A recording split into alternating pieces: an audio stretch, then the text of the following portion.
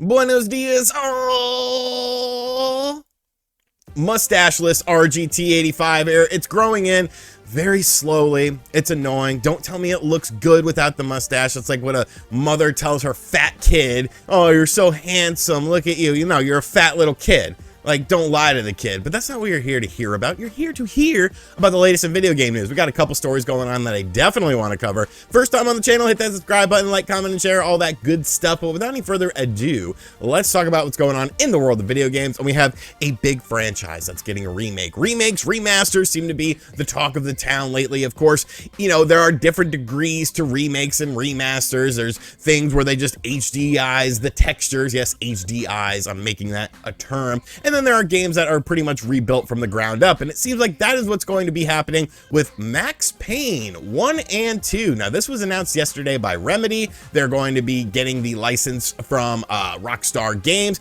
in order to make this game. It's going to be the first and second Max Payne games put onto one disc, one download, one compilation. So that kind of puts me in a mindset that maybe it's not going to be like a full-on sort of thing, because we're talking about two pretty distinct games here. But I'm going to keep it a buck with you guys. I've actually never played a Max Payne game, and it's hard for me to say that, but like when Max Payne was popular, when that series came out, like I was doing hood rat stuff with my friends. I wasn't really playing video games, and I just completely missed out on it. So it's kind of hard for me to talk about this, but I do feel like it's important because, you know, a lot of people are hyped about it. I see a lot of people are excited for it, and it's obviously a very important franchise to people. Now, I believe Max Payne 3, which is kind of different than the first two games, is backwards compatible on the Xbox Series X, so I might end up checking that out. But I think this is cool. You know, it's obviously not coming anytime soon. I would say 2024, 2025, so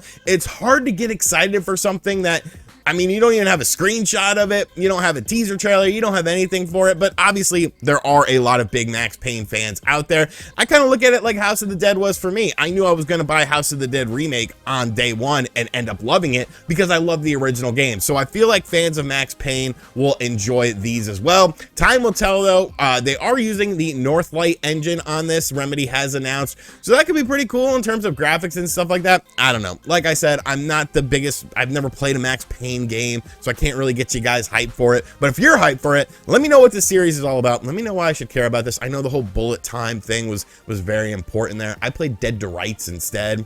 I like the little dog you could sick on people. But let me know about this game in the comment section down below. Next up, with The Legend of Zelda Breath of the Wild 2 now slipping out of the 2022 time slot, many people are wondering, what's Nintendo doing this holiday season? Obviously, there's Pokemon Scarlet and Violet, but that's kind of a Pokemon game more so than a Nintendo game. You, of course, have Bayonetta 3, which I'm still not convinced is coming out this year. I'm actually surprised it hasn't been delayed yet. Look, I mean, just look at Platinum Games. They're not in the best position right now with things. You know, Babylon's Fall fell off a cliff. Nobody played it. Nobody bought it.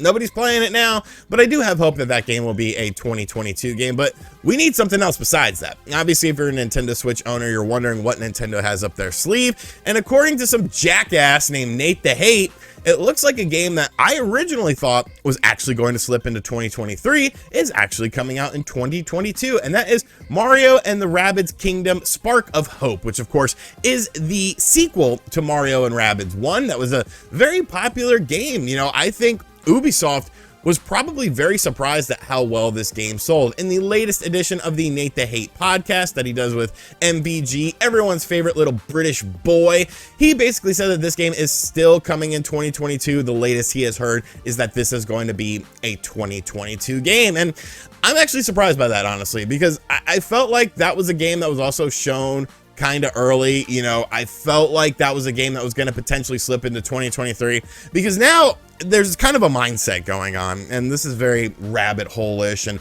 it's something that a lot of people are probably going to get furious at me talking about in the comment section. How dare you bring this up? You know it's bullshit, blah, blah, blah. But I honestly don't think it's bullshit, and I feel like this game, alongside of something like Breath of the Wild 2, is probably, oh man, it's hard to say, it's probably primed for a new hardware. Like, I don't know, man. Like, look at the trailer for that game. That game looked really damn good, especially for a Switch game.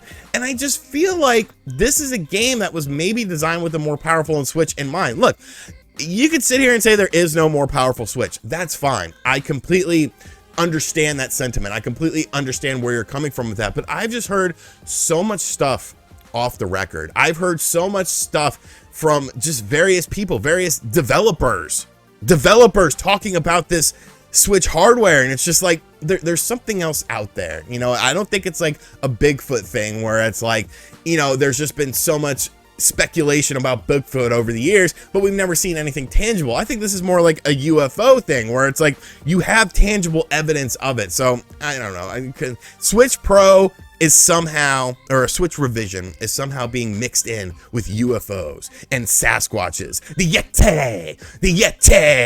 But yeah, bringing it back full circle, I am surprised that this game still looks like a 2022 game. I would assume it would probably be a later game, maybe November-ish for the Switch, but even so, I think even if this game comes along, there has to be other stuff going on here. We'll probably learn about it at E3. We'll probably see more of this game, Mario and Rabbids Spark of Hope, at E3, because we really haven't seen all that much of it. I think it's a really cool looking game though. I like how they're expanding the Mario universe, and it's going to be a cool thing, hopefully. So let me know what you think of this in the comment section down below. Do you think that there is going to be another big marquee title that's not Breath of the Wild 2, and obviously not Metroid Prime 4, because there's no way in how that game comes out? Let me know in the comments down below. And finally, things are getting very interesting on the Nintendo Switch Online expansion pack, most importantly talking in this story about the N64 side of things. Now, it's been a rocky road. I think things have gotten better. It's impressive to see that Nintendo is actually like fixing things like we saw with The Legend of Zelda Ocarina of Time. The more recent games that have come out have been really like F-Zero. I don't know. Some people told me they had problems with F-Zero Online. Like, fix your internet, because I played that game a ton with Nate the Hate, the aforementioned Nate the Hate, and we had a blast playing it. Granted, he was a little bit better than me, but he's also colorblind. So we started playing Dr. Mario 64, and I just happened to forget that he was colorblind, and I kept winning. That was weird. It was weird how that worked out. But I think they have been improving it. I think the game selection has been very solid, and the online portion of the things have been very solid for most of the recent releases. Well, Nintendo has announced another game coming to the service. It's actually coming next week, so not a lot of build-up time for this, but that is Mario Golf. Now, Mario Golf will be hitting the Nintendo Switch Online service on April 15th, so not a huge wait for this game. This is a really good game. There's a lot of fun sort of extra stuff beyond just the main golf in the game that will obviously be very fun to play online. So we do have our new game for the month of April, but I actually started thinking about it, and it's like, you know what, there's a problem on the horizon here, because Mario Golf is going to be a great game. It's going to be a great experience.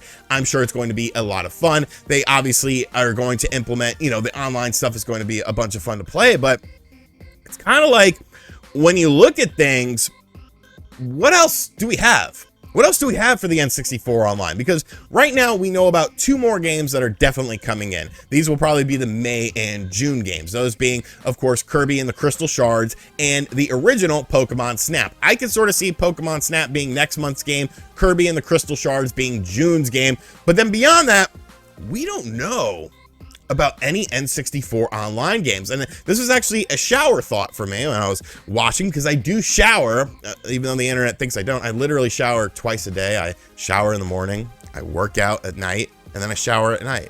But some people don't think I ever shower. But anyways, I got to thinking this morning in the shower, and I was like, what else is there?